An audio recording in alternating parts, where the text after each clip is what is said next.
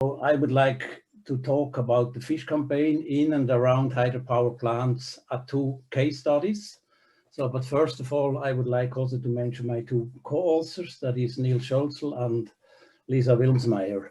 So I will show you the 2 case studies we carried out in Switzerland. One is Schiffmühle, the other one is Bannwil. And I will talk first always about the problem, then about the methods, and then about the result. And for each case study, I will present the conclusion. Next one, please. So if we are talking about riverine ecology, I think just we need to emphasize that the need of fish is to migrate and to move is very important. Next one. So here is the case study, Schiffmühle on the Limmat River. So it's a small hydropower plant. It's the 7th of 10 consecutive hydropower plants in the Limmat River. It's a small hydropower plant with a discharge of 14 cubics per second. The height, you can see, it's also very small. It's only 3.2 meters.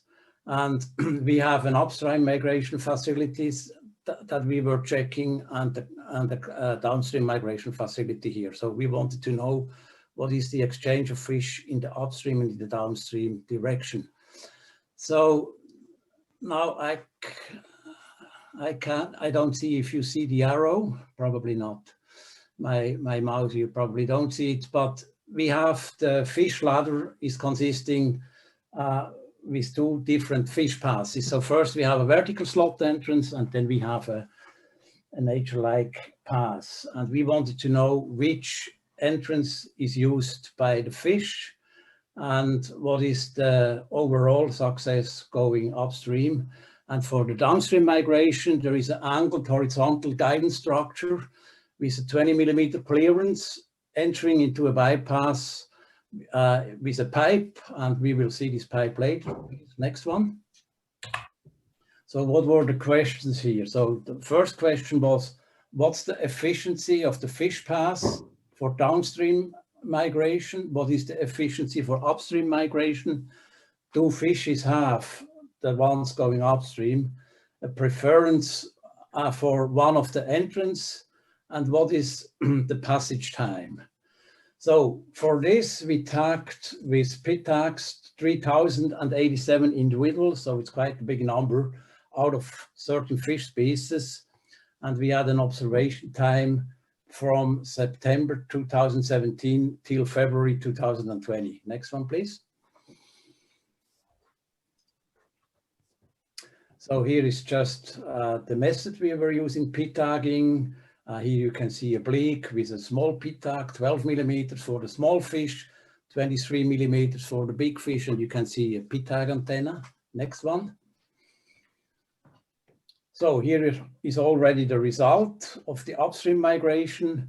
So 67% of the fish that we were tagging were redetected at the entrance or in the fish pass. 95% of the fish that were at the entrance of the fish pass, they also entered. So both entrances were equally used, but the interesting thing, they were used from different species in a different way. So dace and roach, for example, they preferred the nature-like fish pass, and the barbel and the spurling, they preferred the vertical slot pass. Then we had the question, what's the migration time for the fish? So the barbel, for example, they needed in the vertical slot to pass the whole fish pass 63 minutes in average. And in the nature-like fish pass, they need 97 minutes. The spurling, a smaller fish species, they had much longer passage time. So it's 137, respectively 639 minutes. So the whole passage efficiency for the fish pass was 81%. And what was also very interesting, we were able to detect 25% of all the fish 7.3 kilometers upstream, and these fish, all they had to pass 3 different hydropower plants. Next, please. So now, what's the result going for the fish going downstream? So 445 of the tagged fish descended downstream, and really this is the shocking result. Only 2 of the fish, they used the bypass that was installed for downstream migration. So in the picture here, probably you can see why, because the entrance into this pipe was very often clogged, and so it was not really accessible for the fish. Next one, please. So here you see the entrance of the downstream migration pass. You can imagine a pipe like this one is very often clogged. Next, please. So here is the conclusion for the first case study for the Schiffmühle. So the upstream migration facility works quite well. The species prefer different entrances, like we heard, and the fish, they can swim quite fast through the migration facility. So we would say the upstream migration facility is working quite well, but we have big problems with the downstream migration facility. I don't go into the details here, but you can read more about it in our articles. Next one, please. Now let's move to the next case study. So this is now a bigger hydropower plant. It's in the Aare River. It's the hydropower plant Banwil. So the flow direction is from right to left, and you can see here a view to the hydropower plant. On the left, you have the powerhouse with 3 turbines, and right, you have the spillway.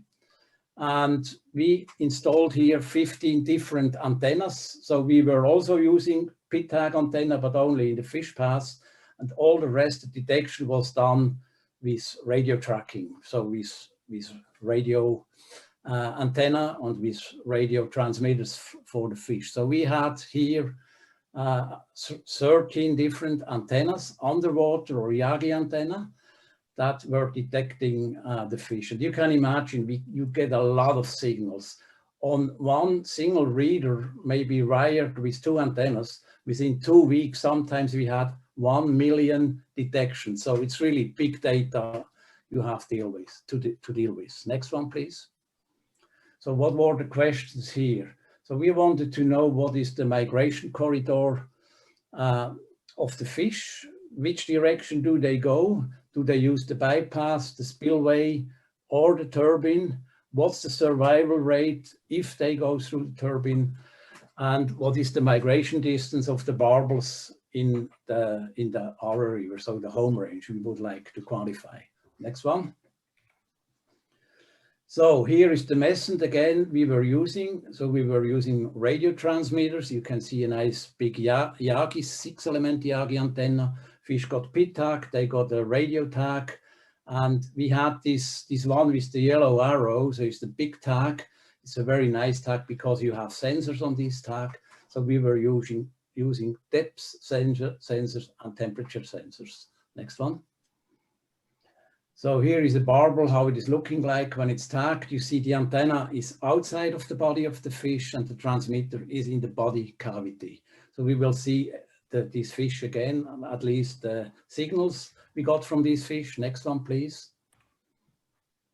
So here is already the result. So we were tagging 57 fish for the FIThydro power project, but I have to mention later we tagged another 250. So these results will come in a separate project, but we will get a lot of information. So out of these 57 fish, 20 barbels migrated downstream and past the hydropower plant. So this is 43% of the tagged fish.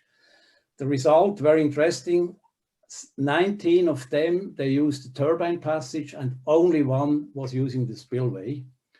The fish pass was not used as a down migration corridor, not at all. So it was used for upstream migration, but not for downstream migration. Very interesting is also all barbels migrated within 28 days.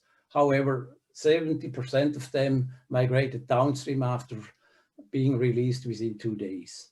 And very important also, all the barbels, they migrated at night, exclusively at night. Next one. So here is a pattern what you get from detection. So you can see different colors. So each color is for antenna. You have to know what's the position of the antenna. I don't explain you all these colors now, but I just would like to tell you on the left side, in the upper left side, you can see the detection 30 minutes before the fish is entering the turbine, and then at the red arrow, it's entering the turbine, and then you see the detections from the downstream antenna. So like this, we are able to find out at what time the fish is where, in front of which antenna, how is it moving, and when is it going downstream. And the graph below shows you now the nice thing, that's the depths of the fish. And we need a lot of analysis to do what depths were the fish using before they entered the turbine, because this is very important. I mean, 1 minute left. Yes, I'm pretty soon at the end. Next one, please. Yeah, I skipped this one and we go to the next. So here is the conclusion for the Danville study case in the Ara River. So we can say radiotelemetry is a very reliable method to identify the migration corridor. The barbels that we were using, they are exclusively, except one fish, they were using the turbine passage. The spillway passage is not important, and you have to consider the spillway has not many times overflow. This is one of the problems. So the fish, that's what I did not show here, but we have much more results.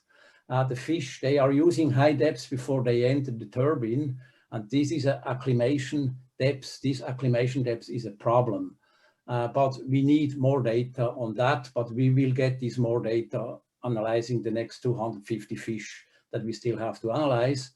And what is not showed here is the manual tracking that we carried out, but I just tell you the result. With the manual tracking, we were able to show that the average home range of a barbel within 1 year in the Ara River is about 6.5 kilometers. So the interesting thing, this is more or less the length of a dammed section, but they moved between the dammed section. Next one, this is the final slide. I'm at the end, so I would like to thank the Limmatkraftwerke in Baden for support, the BKW hydropower plant at the Ara River, and the fisheries department of the involved canton. And I thank you very much for listening, and I'm sorry for the problem I had with the presentation. Thank you.